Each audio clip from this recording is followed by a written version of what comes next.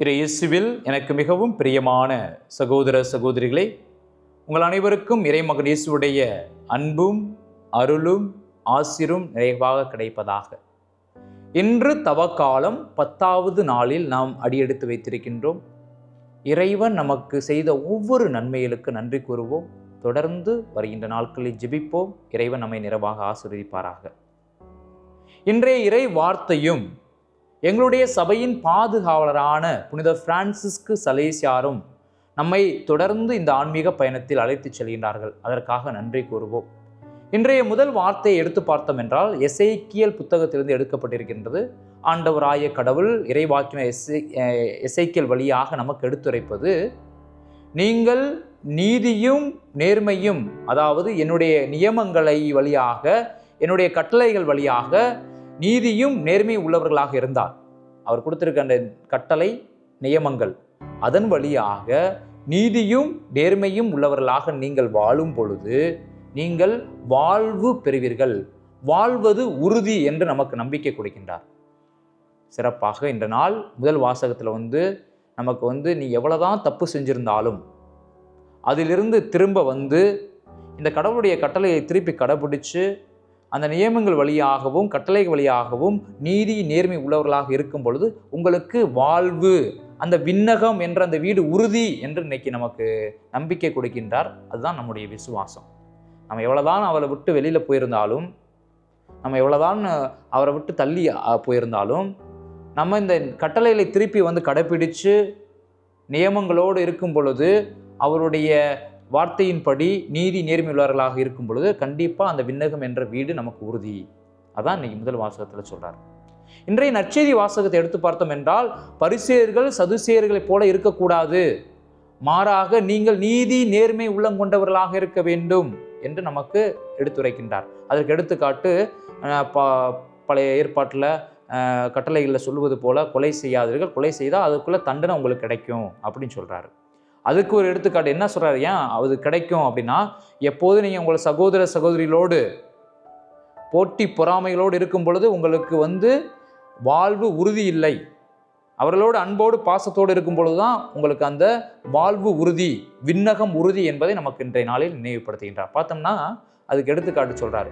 உங்களுடைய சகோதர சகோதரி யாராச்சும் பார்த்து முட்டாள், நீ ஒன்றும் இல்லாதவன் அப்படின்னு திட்டும் பொழுது நீங்கள் என்ன செய்யப்படுவீர்கள்?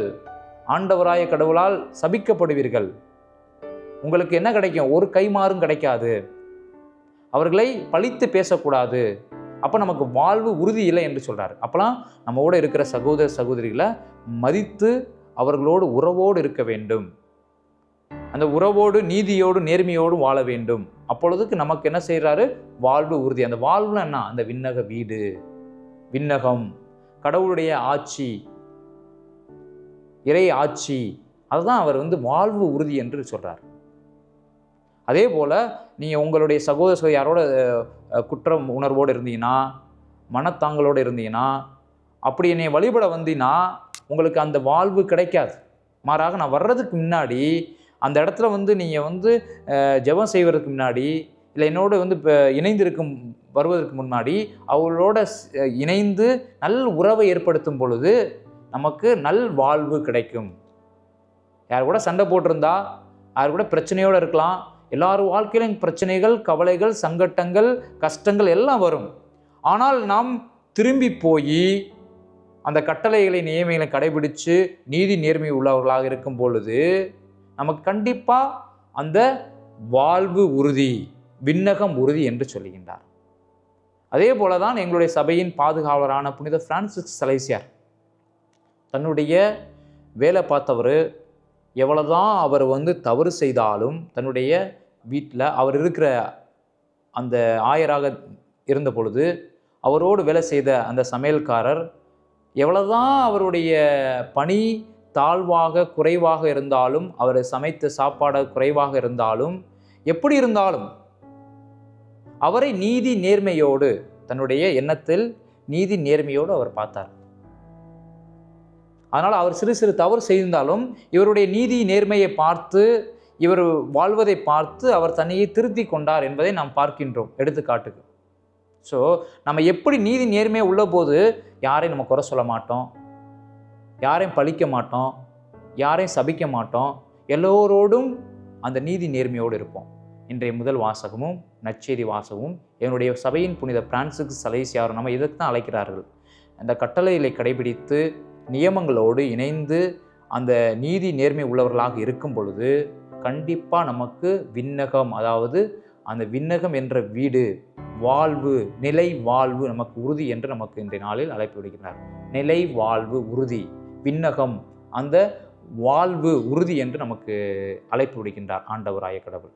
தொடர்ந்து இந்த நாளில் சிறப்பாக அதற்காக மன்றாடுவோம். இறைவன் உங்களையும் உங்கள் குடும்பத்தையும் நிறைவாக ஆசீர்வதிப்பாராக. ஆமென்.